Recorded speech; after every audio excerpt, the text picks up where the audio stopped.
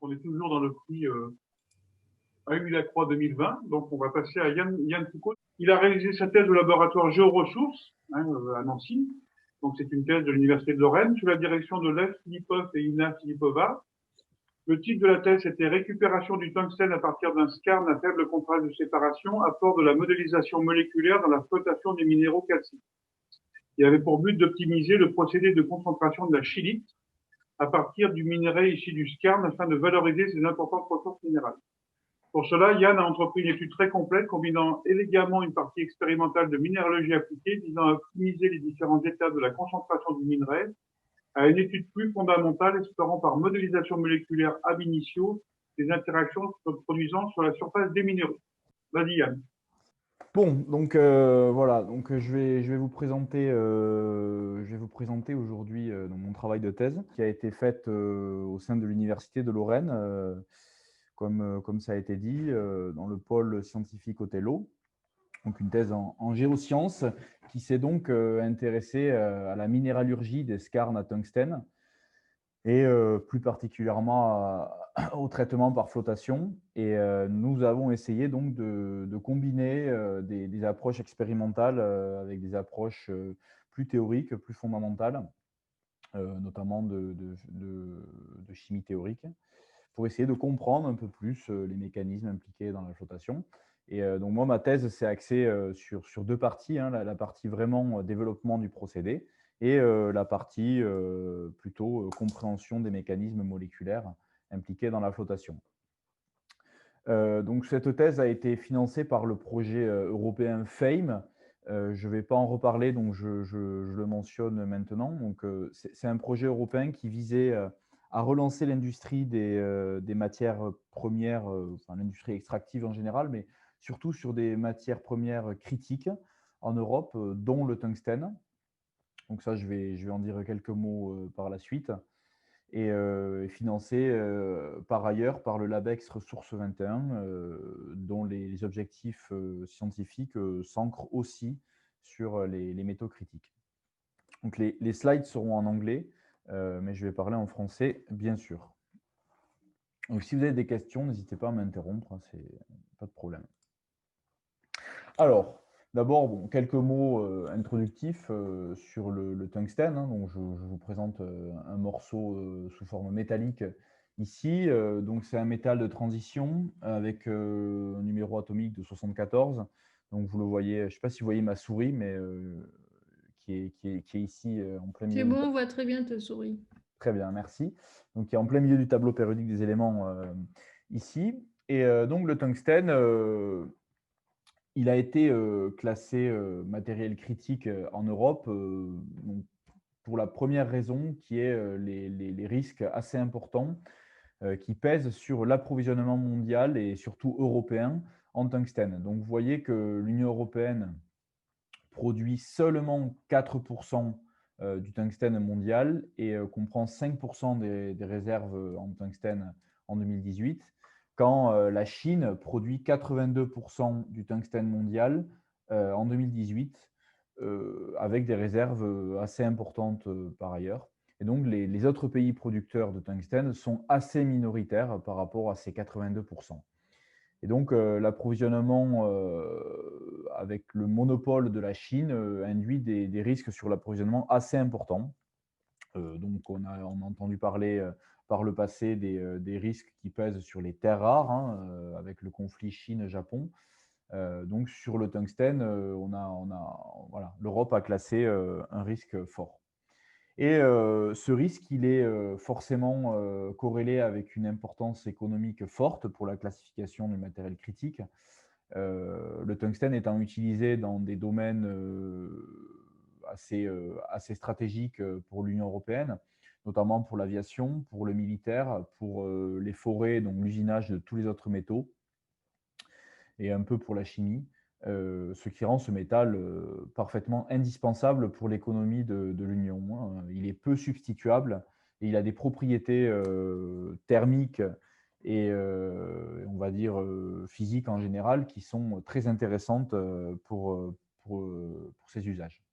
Donc, c'est ce qui a amené l'Union européenne en 2011 à classer le tungstène comme métal critique donc matière première critique, CRM en anglais. Donc vous le voyez, il est tout à droite là sur le diagramme qui date de 2017, celui-là. Donc avec une importance économique parmi les plus fortes et un risque sur l'approvisionnement moyen à modéré, à faible, pardon. Et donc, cette classification comme matière première critique en Europe a induit voilà, l'apparition de nombreux projets de recherche qui soient fondés sur l'exploration de nouveaux gisements ou sur des projets plus en aval de la chaîne, donc le traitement des minerais ou la métallurgie. Donc c'est dans ce cadre-là que s'inscrit le projet européen FAME qui a financé cette thèse. Donc, afin de relancer un peu l'industrie extractive sur les gisements identifiés en Europe, donc, qui étaient par ailleurs en cours d'exploration. Je vais en parler après. Donc, les gisements de tungstène, les deux principaux minéraux porteurs de tungstène et exploités dans le monde, c'est la schellite, vous avez à gauche ici, CaWO4, et la wolframite, ici à droite, FeMnWO4. Donc, ce sont deux tungstates, l'un de calcium, l'autre de fer manganèse. Pardon. Et donc, ils sont exploités à peu près à moitié-moitié au niveau des gisements. Et nous, on va s'intéresser aujourd'hui plutôt à la schellite, qui est donc essentiellement rencontrée dans les skarnes à tungstène. Donc, pour ceux qui ne seraient pas très familiers avec cette terminologie de skarn, je vais expliciter un peu et définir ce qu'on entend par skarn. Donc, via une coupe ici sur un gisement de type skarn faite par Dawson. Alors, un skarn est une roche métamorphique qui se trouve à l'interface entre un granit, représenté ici sur la droite, et une roche sédimentaire plutôt carbonatée, donc ici à gauche sur la coupe. Et donc, quand l'intrusion de granit, alors granit au sens large, hein, avec des chimies qui peuvent recouvrir une immensité de possibilités. Quand le granit s'intrude dans la roche carbonatée, on a à la fois un métamorphisme et un métasomatisme. Donc, on a un transfert d'éléments chimiques du granit vers l'encaissant carbonaté qui induit une transformation des minéraux à la fois au niveau de leur contenu chimique, mais aussi forcément une recristallisation de ces minéraux et avec la néoformation de minéraux qui sont caractéristiques de ces skarnes-là et propres à ce type de roche. Donc, vous avez notamment des grenats, des pyroxènes, d'autres silicates calciques, dont la vésuvianite, dont on entend peu parler finalement, mais qui sont très présents dans ce type de roche. Donc les grenats, les pyroxènes, forcément, qui sont calciques dans la dans la majorité des cas, et un peu magnésien en fonction du contenu Ca, Mg de la roche encaissante, carbonatée. Et c'est dans ce type d'environnement que le tungstène expulsé par les fluides venant du granit, lorsqu'il rencontre le calcium présent dans le calcaire, dans la roche carbonatée, on a possibilité de former de la schellite, CaWO4, à l'interface entre les deux. Donc, ces skarnes-là peuvent représenter d'importants tonnages quand même, comme on peut le voir sur ce diagramme tonnage-teneur. Vous voyez donc les plus gros skarnes du monde. Donc, celui-là, il est situé en Chine. Hein. Il fait quand même 200 millions de tonnes, ce qui est énorme puisqu'on a des teneurs en tungstène qui sont plutôt élevées pour les skarnes. Vous voyez, on n'est jamais en dessous de 0,3%. Et on peut monter au-dessus largement de 1%, entre 1 et 2%, on va dire, en moyenne, ce qui sont des teneurs très importantes pour les gisements de tungstène si on compare avec les gisements typiques, hein, les filons à wolframite, qui sont largement en deçà de ces teneurs-là. Mais pour des tonnages effectivement un peu plus élevés que les skarnes. Et donc, au cours de l'étude, on s'est focalisé sur le skarn de Tabuaço, qui est situé au Portugal, donc dans l'Union européenne, qui est ici. Donc, vous voyez, c'est un skarn tonnage assez moyen, moyen à faible, et de teneur tout à fait moyenne. Donc, je vous ai replacé ici les skarns exploités actuellement. Donc, Los Santos, ça a changé, donc ça a fermé. C'est un skarn espagnol. Alors, il n'est plus en cours d'exploration. Alors, il n'est plus en cours d'exploitation à proprement parler, mais il continue à exploiter les stériles miniers. Puis vous avez donc un gisement au Vietnam, Chine, Russie, Vostok 2. Et vous avez d'autres gisements, dont notamment le gisement de Salo, qui était exploité jusque dans les milieux des années 80 en France, en Ariège. Et le gisement de Fumade, son petit frère, qui est dans le Tarn et en cours d'exploration à l'heure actuelle. Donc, nous, dans l'étude, on se focalise sur le gisement de Taboasso, qui peut être considéré comme un archétype des skarns à tungstène mondiaux.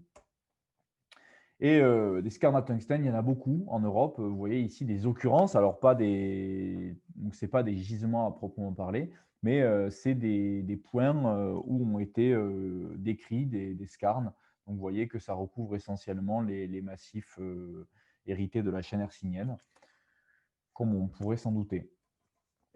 Et ces skarns-là, et on va arriver à la problématique de la thèse, ils ont des textures, alors parfois assez grenues, mais parfois assez fines. Et c'est surtout ces textures-là qui dominent. Et c'est un peu le problème. Le premier problème, c'est que les textures sont fines. Et le deuxième, c'est qu'on a des gangs assez complexes. J'ai parlé tout à l'heure des minéraux calciques. Donc, on rencontre énormément de minéraux calciques de par la rencontre entre des éléments venus du granit et venus de l'encaissant carbonaté. On a formation de minéraux calciques, dont des sels, donc la fluorite, l'apatite, la schellite en fait partie, mais aussi des silicates calciques, donc forcément des feldspaths calciques, des silicates divers calciques, dont la vésuvianite, j'en ai parlé tout à l'heure, autrement appelée hydocrase en minéralogie, qui va être un peu problématique au cours de cette étude. On va le voir ensuite. Donc, quelques mots sur le gisement de Taboasso à proprement parler. Donc, vous voyez localisé ici parmi les autres gisements à tungstène mondiaux. Donc, il est plutôt au nord du Portugal, dans le massif ibérique. Et il se situe à l'interface entre l'encaissant carbonaté cambrien et le granit, un granit hercynien typique. Et donc, si on le voit en coupe nord-est-sud-ouest, ici, on voit qu'il se compose de deux couches minéralisées, donc ce qu'on appelle le lower et le main skarn, qui ont des compositions minéralogiques assez différentes, on va le voir par la suite, et qui ont des distances au granit différentes. Donc, le main skarn étant quelque chose de plus proximal par rapport au lower skarn plus distal. Donc, ils correspondent vraisemblablement à surtout alors voilà, une zonation du skarn, mais aussi à une composition chimique du protolithe différente. Donc, quelques mots de géologie économique. Donc, le skarn de Taboasso, il fait environ 2,7 millions de tonnes pour 0,6% WO3.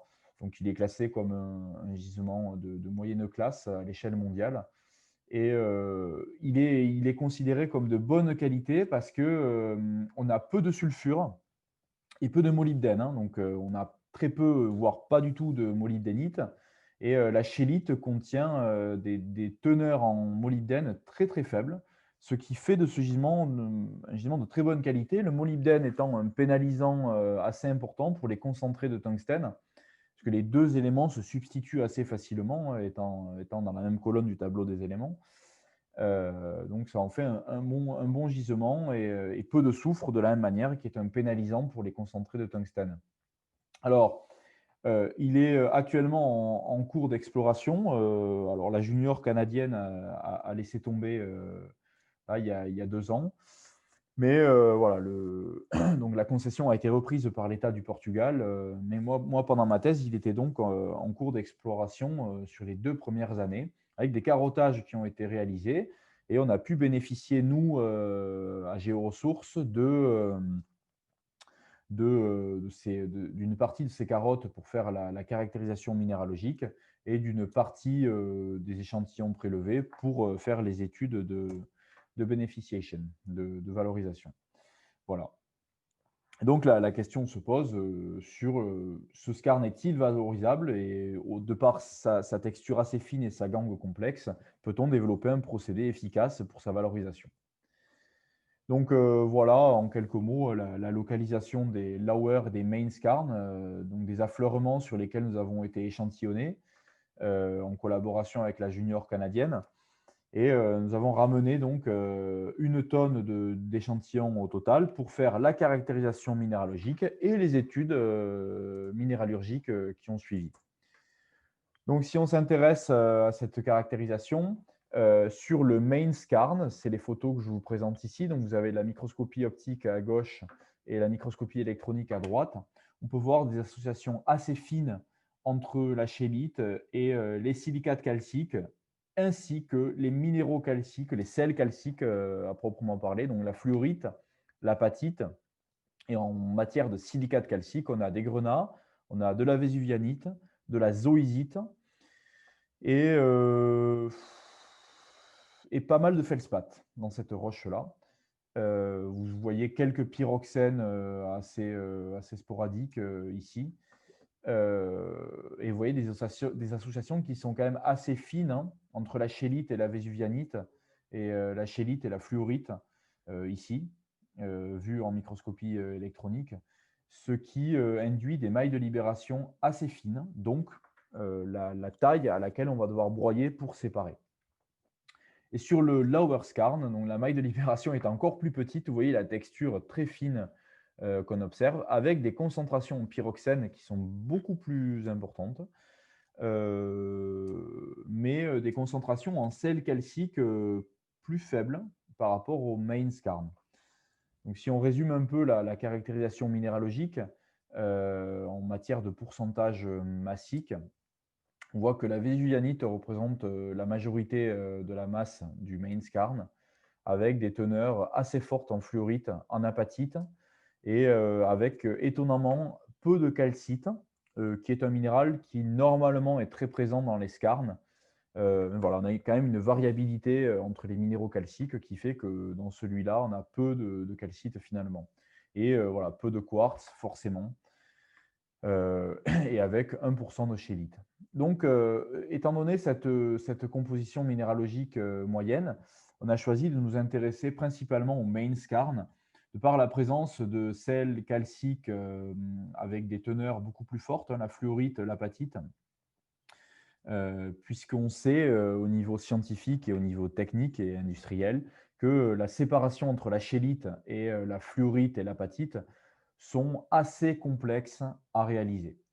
Alors que le lower skarn présentait des teneurs en silicate assez classiques, quartz pyroxène, pardon, assez fortes, et donc finalement ce qui représente un défi beaucoup moins important en matière scientifique.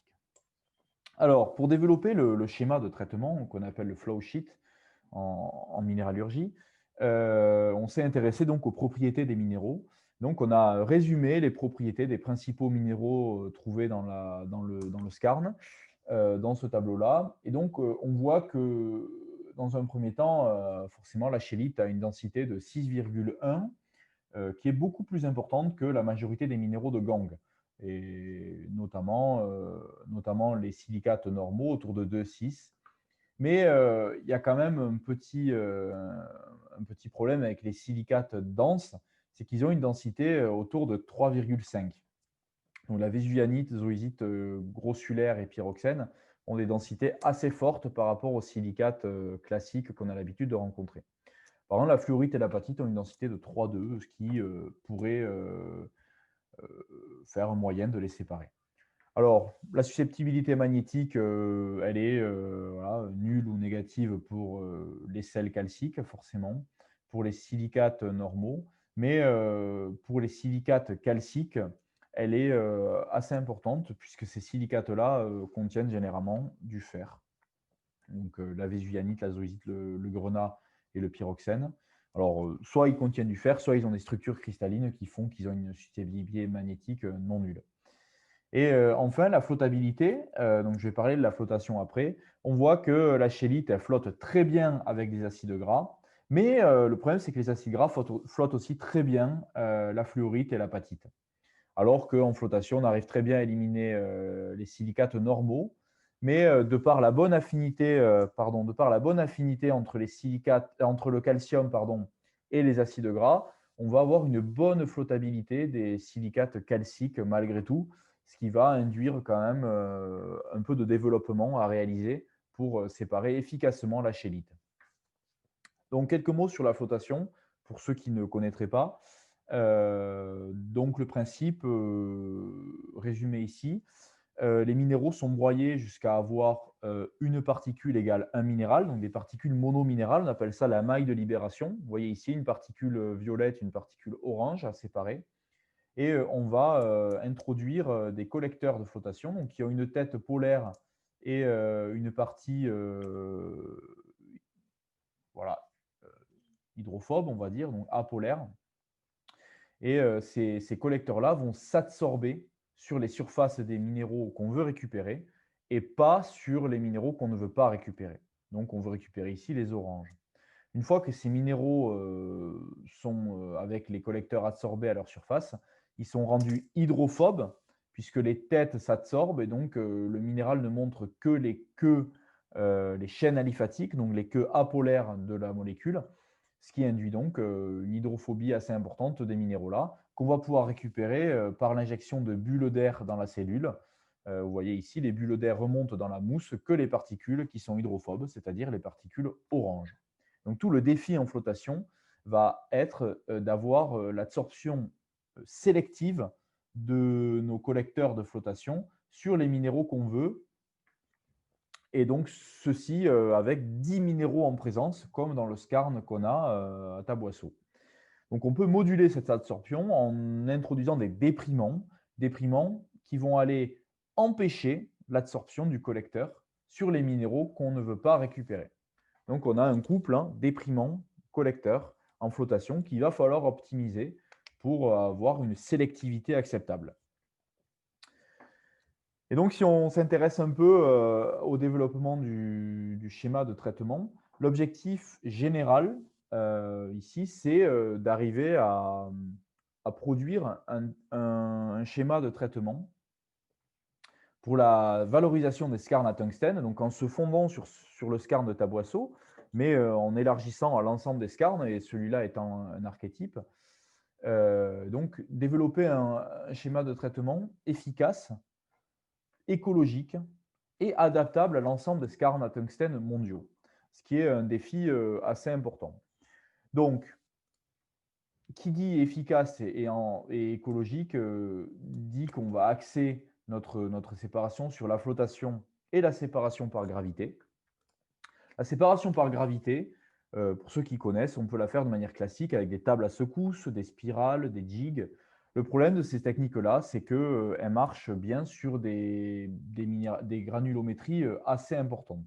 Donc, on a choisi de s'intéresser finalement aux séparations centrifuges qui permettent d'aller sur des mailles de libération plus fines. En parallèle, la flotation, elle peut être réalisée avec des amines, avec des hydroxamates ou avec des acides gras. Et donc finalement, on va essayer de choisir entre ces trois-là. Donc on va faire un diagramme une matrice de choix. Donc déjà, les séparations par gravité classiques, elles permettent effectivement de traiter des particules plus grosses, donc d'économiser de l'énergie au niveau du broyage. Mais ici, on ne pourra pas traiter nos granulométries-là, sachant qu'on a une maille de libération à 150 micromètres. Donc la plupart de ces techniques-là sont déjà plus efficaces à ces granulométries-là. Donc, ne reste que la séparation centrifuge qui a l'inconvénient de demander un broyage poussé pour atteindre 150 micromètres. Mais bon, on n'aura pas le choix si on veut séparer. Et donc, on a choisi de s'intéresser à ce type de séparation-là. Au niveau des amines, vu les teneurs en silicate de 80% dans le minerai, les amines sont connues pour très bien flotter les silicates. On a choisi d'écarter ce type de collecteur-là. Les hydroxamates flottent bien, ont une bonne sélectivité entre la schellite et les minéraux calciques, mais ils nécessitent l'usage de plomb et de benzène. Donc, En Europe, on ne peut pas trop se permettre d'utiliser ce type de composé-là, hein, puisque je vous rappelle, dans les objectifs, on a le écologique. Et donc, on a choisi les acides gras, qui sont des composés biosourcés, biodégradables, efficaces pour flotter la scheelite. Le problème, c'est qu'ils flottent très bien tous les minéraux calciques. Mais finalement, pour traiter les skarns à tungstène, on le voit dans le monde entier, hein, si on fait un peu de biblio, c'est les acides gras qui sont majoritairement utilisés pour flotter la scheelite, pour leur efficacité et leur coût dérisoire en fait. Et donc, si on résume un peu les problèmes et les objectifs, hein, nous, notre objectif, c'est de produire un concentré de scheelite commercialisable, c'est-à-dire à 60% WO3, en partant d'un skarn avec une teneur de 1,1% WO3, ce qui représente un facteur de concentration de 60, hein, avec des spécifications sur le produit qui sont assez strictes. Hein. Vous voyez ici ce qu'on ne doit pas dépasser, avec une maille de libération fine, 150 microns. Donc, ça veut dire la flottation requise et des séparations centrifuges par gravité, puisque les autres étant inefficaces. Et le souci en flotation, c'est qu'on a une gangue complexe avec beaucoup de minéraux calciques. Donc, si on veut flotter aux acides gras, il va falloir être très fin sur l'optimisation entre les déprimants et les collecteurs en flotation. Voilà, donc si je résume, hein, on a ces 4 minéraux-là en présence, avec des surfaces de propriétés, des propriétés de surface pardon, assez proches, et ces 4-là étant mondialement, hein, au niveau des skarns à tungstène, toujours associés dans les skarns, et donc on a voilà, une obligation de les séparer les uns les autres. Et forcément, la question vient des mécanismes d'absorption et de comment on peut arriver à améliorer la sélectivité de l'absorption des acides gras en flotation pour arriver à mieux séparer ces minéraux-là les uns des autres. Et donc pour ça, je vais en parler après, on a utilisé la modélisation moléculaire. Donc, quelques mots sur les matières et les méthodes, mais rapidement. Hein, donc, on a le feed, c'est ce qu'on a prélevé à Taboisseau. Donc, on l'a concassé, broyé, tamisé pour atteindre la maille de libération à 150 micromètres. Et on l'a déchlamé dans un hydrocyclone pour enlever les fines dans le cas des essais de flottation, pour donc nos essais minéralurgiques. Le concentrateur Falcon, donc j'ai parlé de la séparation par gravité et centrifuge, c'est donc un bol qui tourne jusqu'à 200 G. Donc vous voyez ici les schémas des deux bols avec une pression de fluidisation ou pas. On a deux types de bols. Et ça permet de traiter des particules, donc de traiter par gravité efficacement des particules jusqu'à, on va dire, 3 micromètres, ce qui ça a été révolutionnaire dans les années 90 quand ça a été développé. Et maintenant, c'est utilisé industriellement pour traiter des minéraux denses efficacement. Donc, vous voyez le schéma qu'on a utilisé, ça, ce n'est pas très important, je vais aller rapidement. La cellule de flottation, donc au niveau expérimental, hein, voilà à quoi ça ressemble. C'est à échelle laboratoire, bien entendu. À échelle industrielle, ça fait jusqu'à 600 mètres cubes à l'heure actuelle, donc c'est vraiment un immeuble. Hein. Et voilà les composés qu'on a utilisés, donc des acides gras, hein, des acides carboxyliques avec des chaînes aliphatiques incluant ou non des insaturations, des doubles liaisons, et vous voyez, ou des cycles même. Et on a essayé de combiner ces collecteurs de flotation-là pour augmenter la sélectivité. Et j'ai parlé des déprimants tout à l'heure. Les déprimants, donc voilà ce qui sont. Donc, soit des molécules organiques avec beaucoup de fonctions acides ou de fonctions alcool, ou voilà, des types, des anions type des silicates ou des carbonates, ou tout simplement des cations métalliques qui sont efficaces pour déprimer les minéraux de gangue. On va en parler après. Mais voilà, vous comprenez bien quand même que on a, voilà, si je résume, en fait, on a plusieurs composés chimiques en présence dans l'eau, avec une dizaine de minéraux en présence, avec une température, une agitation. Donc, on est dans des conditions qui sont très, très compliquées à comprendre et à, voilà, à intellectualiser. Et donc, on s'est forcément posé la question de essayer de comprendre les mécanismes d'absorption et les effets synergiques qu'on peut observer lorsqu'on mélange plusieurs réactifs de flottation, donc collecteurs, déprimants. Donc, pour ça, étant donné les mécanismes d'absorption sur les surfaces, on a utilisé la DFT. Donc, c'est la théorie de la fonctionnelle de la densité qui permet donc d'avoir une description ab initio, c'est-à-dire sans paramètres initiaux, on va dire, qui décrit les électrons au niveau des atomes, donc, avec voilà, de très bons résultats si on compare avec des expériences. Donc, on peut modéliser à peu près toutes les propriétés donc du solide, du liquide et du gaz avec une très bonne précision, avec, vous voyez, jusqu'à 2000 atomes dans les cellules. Et donc, c'est quand même, ça reste assez petit hein, par rapport à un système de flottation, mais ça permet de comprendre les mécanismes quand même assez finement qui interviennent en surface. Donc, c'est la méthode de chimie théorique la plus utilisée à l'heure actuelle, hein, 15 000 papiers par an. Et on peut même utiliser cette méthode sur des simulations de dynamique moléculaire, donc en incluant la température et la pression dans le système. Donc, on peut voir les systèmes évoluer à température ambiante en calculant à chaque pas de temps les forces par DFT, donc par la méthode que j'ai présentée juste avant. Et voilà, si on résume un peu, on va de l'atome à gauche à la tonne à droite, ou de la tonne à l'atome. On peut regarder ça dans les deux sens. Mais voilà, qu'est-ce qu'on peut mettre entre les deux pour faire le lien? Donc, des expériences de flottation à échelle laboratoire, des expériences de spectroscopie, de l'XPS, de l'infrarouge, du Raman. On peut mettre des choses à différentes échelles, hein, à une échelle mésoscopique, on va dire, pour essayer de faire le lien entre quelque chose qui est à échelle industrielle et à échelle atomique.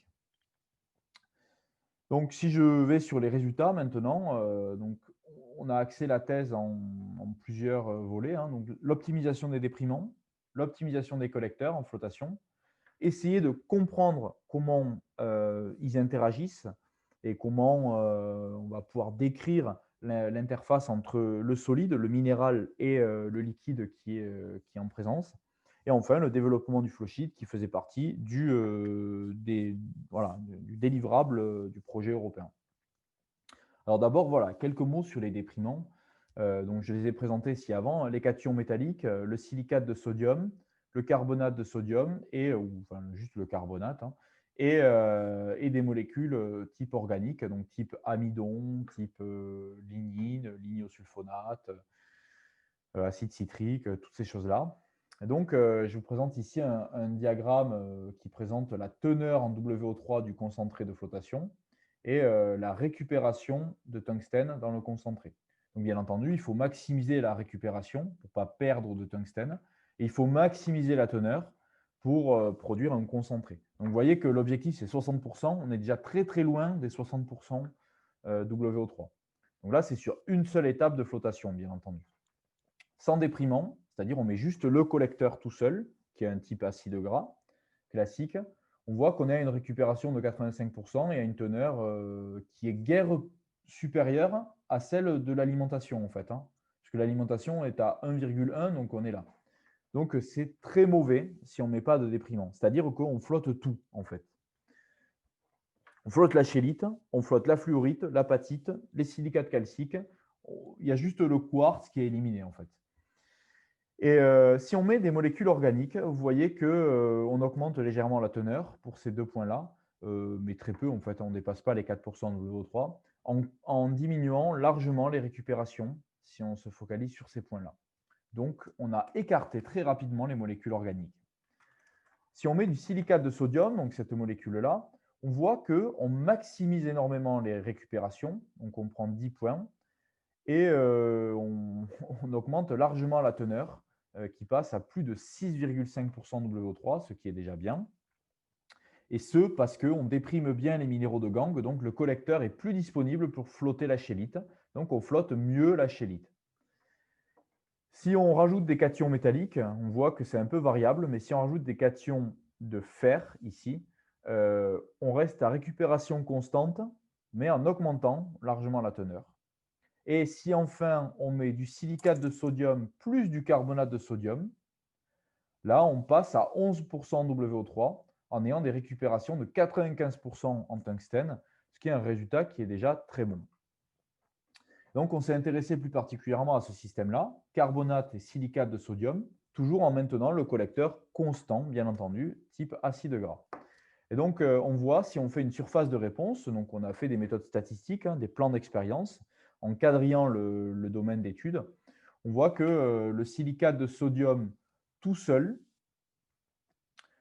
il fait diminuer légèrement la récupération en schélite. Donc, ça veut dire que quand on augmente la dose en silicate, on commence à déprimer la schélite, donc on la flotte moins bien. Mais on voit qu'il y a surtout un effet synergique entre le silicate de sodium et le carbonate de sodium, avec, si on regarde sur cette surface ici, une combinaison silicate-carbonate où on va pouvoir avoir une très bonne teneur et une très bonne récupération en plein milieu. Donc c'est un ratio quasiment de en fait 1 pour 1, silicate-carbonate.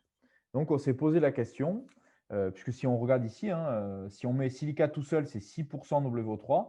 Si on garde le même dosage, mais on met du carbonate de sodium avant, on double quasiment la teneur. Donc c'est des effets synergiques très importants, très significatifs.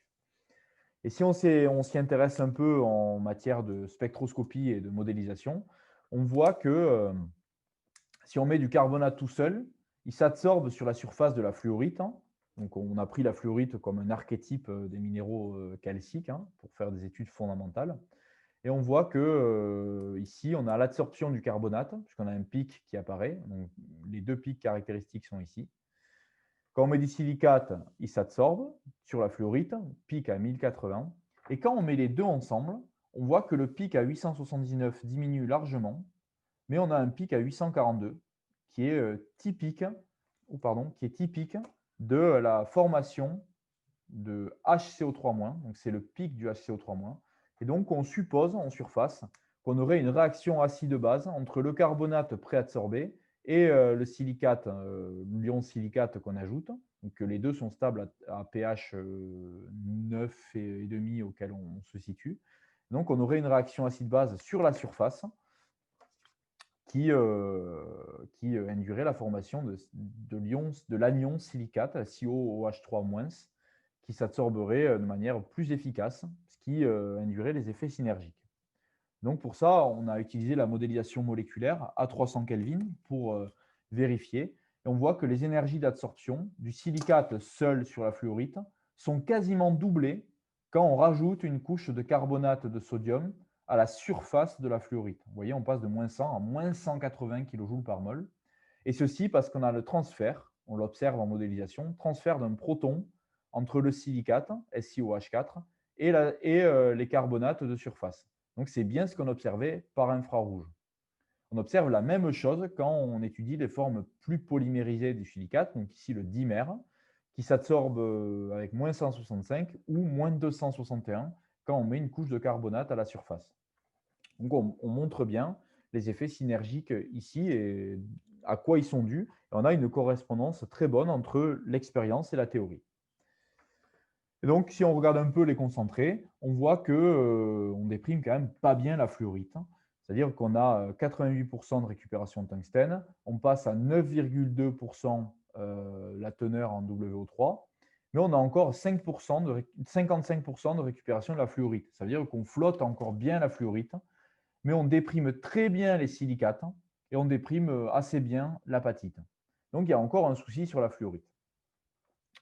Et vous voyez ici, c'est le même observé en LPNA à droite et en LPA à gauche au microscope. On voit la schélite ici, et tout ce qui est noir en fait autour, c'est éteint en LPA, donc c'est de la fluorite en fait. Vous voyez les grains ici, vous avez plein de grains en fait qui sont éteints en LPA. Donc c'est encore truffé de fluorite dans le concentré. Donc ça ne va pas du tout, puisque la fluorite dilue la teneur en tungstène et induit une pollution du concentré qui est beaucoup trop importante pour nos spécifications produits. Donc, on s'est intéressé au collecteur et on a essayé de faire varier la teneur en acide résinique dans nos mélanges d'acides gras, qui sont en fait des coproduits de l'industrie papetière, donc on a du mal à les maîtriser. Mais nous, en laboratoire, on a pu reproduire des formulations. On voit que la teneur en acide résinique influe très peu sur les récupérations en tungstène. On voit qu'on augmente un peu la récupération en fluorite, donc c'est-à-dire que les acides résiniques, ici en abscisse, diminuent la sélectivité puisqu'on augmente toutes les récupérations de manière non sélective. Donc, ce n'est pas une bonne idée pour augmenter la sélectivité, loin de là. Donc, on reste, vous voyez, à teneur constante. On ne fait pas mieux que ce qu'on avait avant. Et si maintenant, on introduit des acides gras saturés, puisque jusqu'à présent, on avait coproduits de l'industrie papetière, c'est essentiellement des acides gras insaturés, puisqu'ils viennent du vivant, du végétal. Donc, si on introduit des acides gras saturés, hein, plutôt donc, proches de ce qu'on a nous en tant qu'animaux, donc toujours du vivant, mais plutôt animaux, on voit qu'on va réduire la teneur, on va réduire pardon, la récupération. Hein, on était à 55%, on tombe à entre 40 et 50% de récupération en fluorite, ce qui va largement augmenter les teneurs. Donc, on passe de 9,2 à 14% WO3, mais en diminuant un peu la récupération en schélite et largement la récupération en fluorite. Bien sûr, en silicate et en apatite, on est très bon maintenant. Mais on est encore loin à 14% des teneurs obligatoires pour le concentré de schélite. Donc, il reste encore à séparer la fluorite à gauche de la schélite à droite. Hein. C'est le défi majoritaire encore. Et donc, pour ça, on a étudié la séparation au Falcon, donc la séparation centrifuge, dans l'idée de combiner les deux. Et donc, on a fait des surfaces de réponse, comme tout à l'heure, et on voit en fait qu'on peut déterminer des optimums de paramètres expérimentaux. Et on peut arriver à avoir des concentrés qui titrent 5,2% en tungstène, mais avec des récupérations en fluorite très très basses. Vous voyez ici 15%. Donc on élimine très bien la fluorite avec le Falcon. D'où l'idée de combiner le Falcon et la flottation. Donc si je regarde un peu en lame mince ce que ça donne sur les concentrés, on voit hein, qu'on a beaucoup de vésuvianite, donc le silicate calcique dense. Donc c'est normal, hein, on fait une séparation par densité, donc on sélectionne les minéraux les plus denses, donc la schélite ici, et la vésuvianite autour. Et vous voyez qu'on a quelques grains seulement de fluorite à droite, à gauche, mais ça reste très, très sporadique. D'où les teneurs qu'on a et les récupérations qu'on a. Donc en fait, sur ce concentré-là, il ne reste plus qu'à éliminer les silicates, et on sait le faire, puisque en flottation, on élimine très bien les silicates, dont la vésuvianite. Donc on a décidé de combiner les deux, le Falcon et la flottation. Donc on a testé différents schémas de traitement, et on va le voir après. Donc le premier, c'est faire la flottation, et puis un relavage, donc pas combiné avec le Falcon.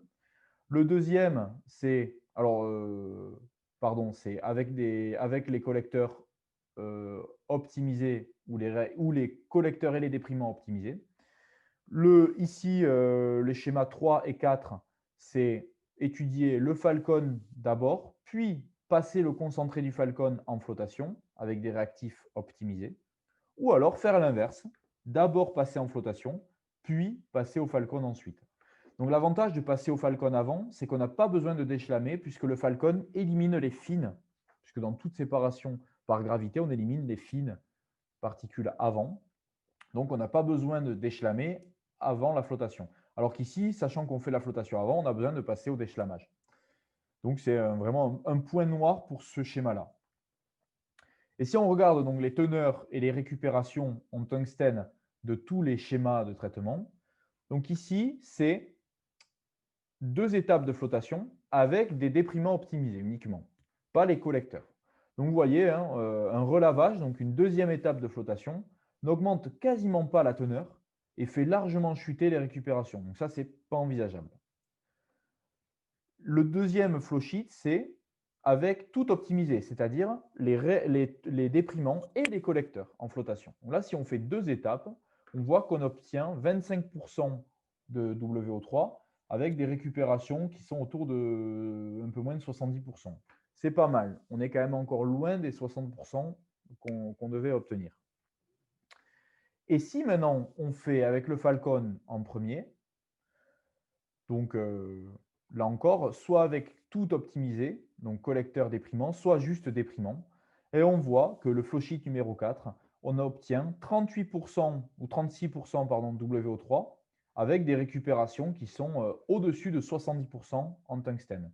Ce qui est donc un résultat qui est super, puisqu'on se rapproche quand même des 60% qu'on devait obtenir, et en seulement 2 étapes.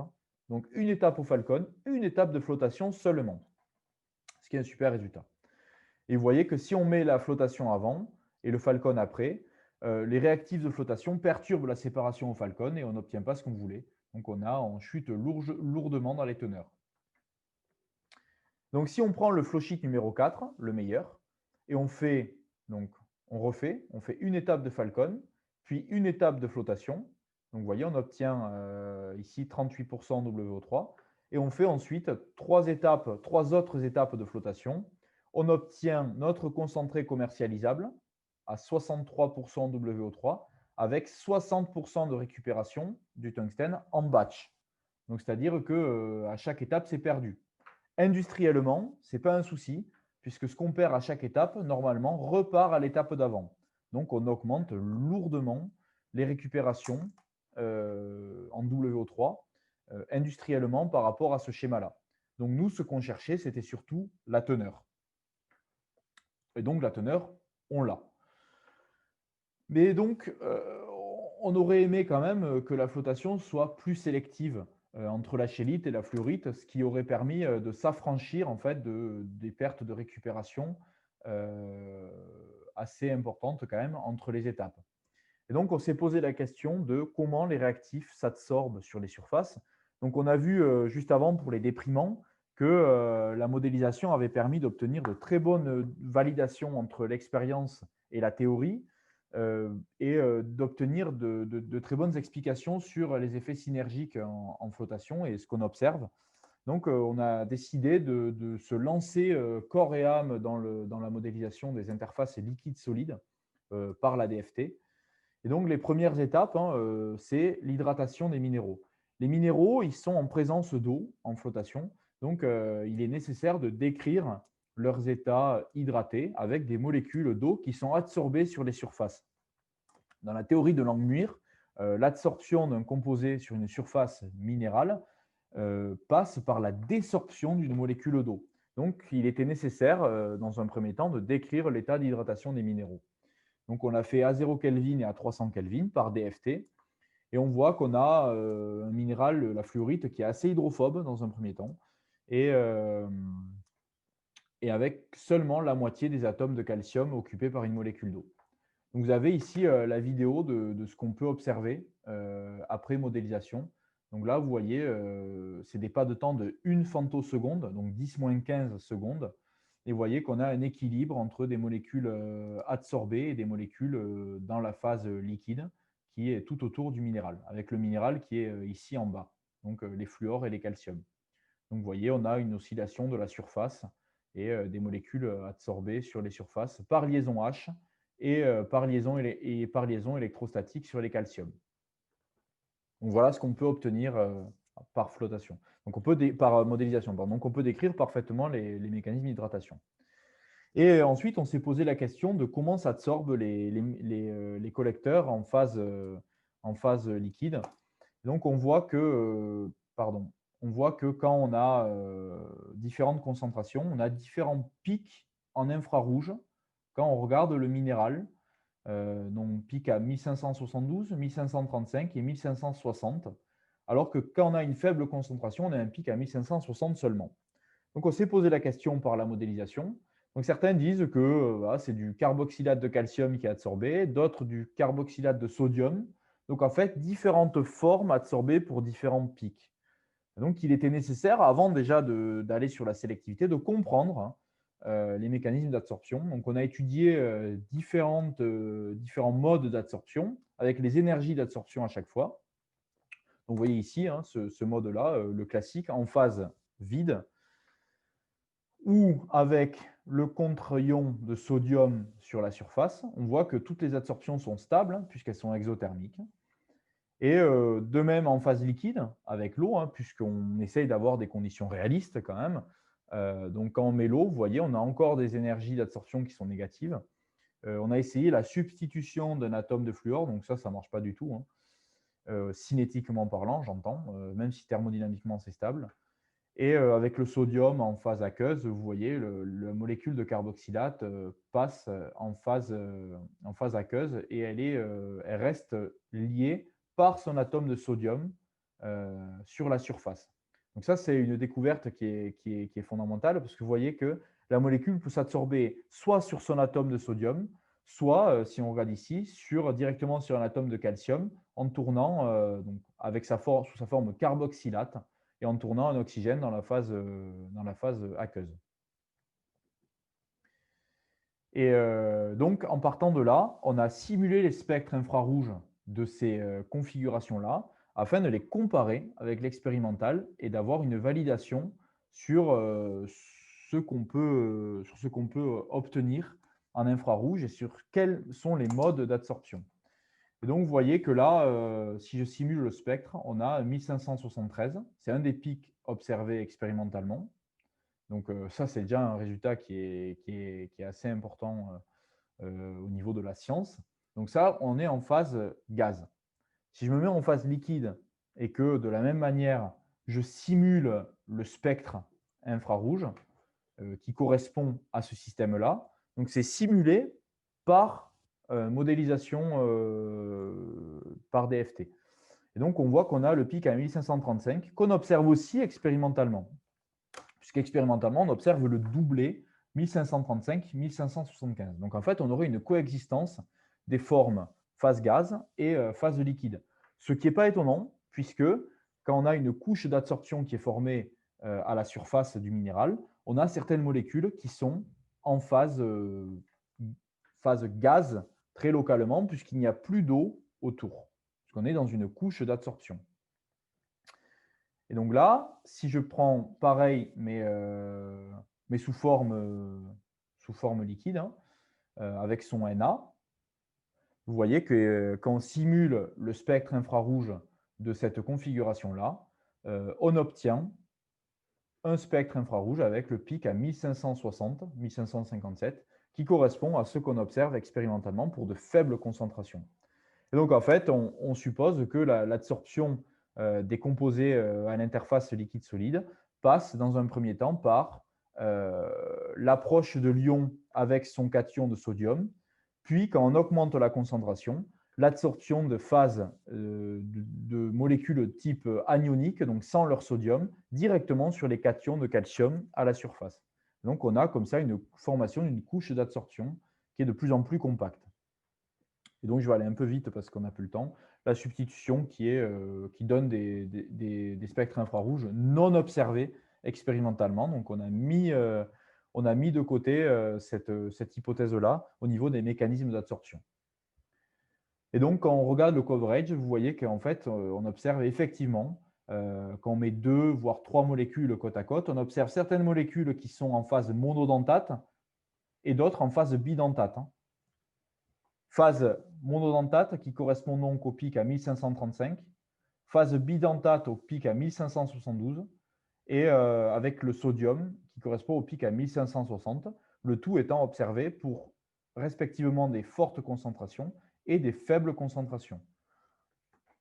Donc on a un peu élucidé les mécanismes d'absorption et de formation de la couche sur les minéraux.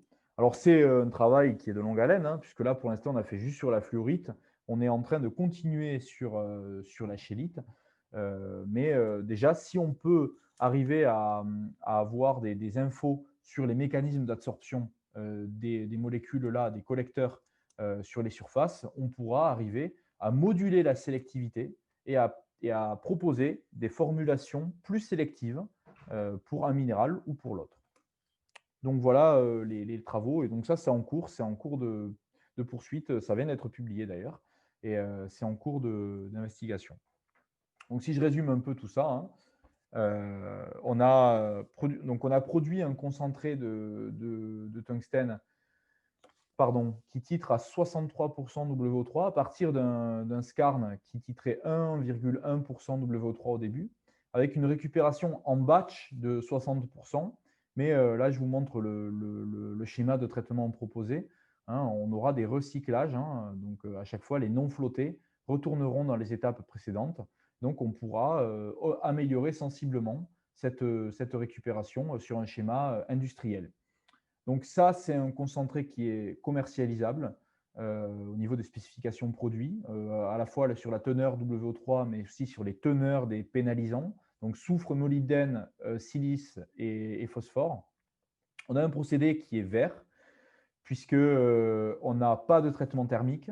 On a des molécules qui sont biosourcées et biodégradables, les acides gras et le silicate de sodium et le carbonate de sodium, donc qui n'impliquent pas de pollution dans les eaux. Et on a surtout le Falcon, qui est un traitement physique, hein, donc qui n'implique pas de produits chimiques comme la flotation, qui permet d'éliminer 85% de la masse qui arrive en tête avant la flotation. Et donc, ça permet de réduire largement les coûts opératoires et l'impact environnemental de ce procédé-là. Alors après, voilà, ça nécessite encore de l'adaptation du process pour le rendre industrialisable, hein, et notamment le possible ajout d'une séparation magnétique avant le broyage pour encore réduire les coûts opératoires en diminuant les volumes qui entrent au broyeur. Donc ça, c'était une des options qui fonctionne assez, avec des pertes en schélite qui sont assez faibles, malgré le fait qu'on n'ait pas atteint la maille de libération ici, puisque forcément les séparations magnétiques sont faites sur des particules plus grossières. Donc voilà, ça c'est à tester à échelle pilote, ce qu'on pourra faire à Géoressources dans le futur éventuellement, mais ce qui n'a pas été fait à l'heure actuelle. Et voilà, enfin, dans le développement du procédé, on a encore 25% de perte de schélite ici. Donc, c'est à améliorer. Donc, pourquoi pas rajouter des étapes de traitement ici pour maximiser la récupération en schélite. Voilà, donc merci pour votre attention. J'espère que c'était clair et que vous avez des questions.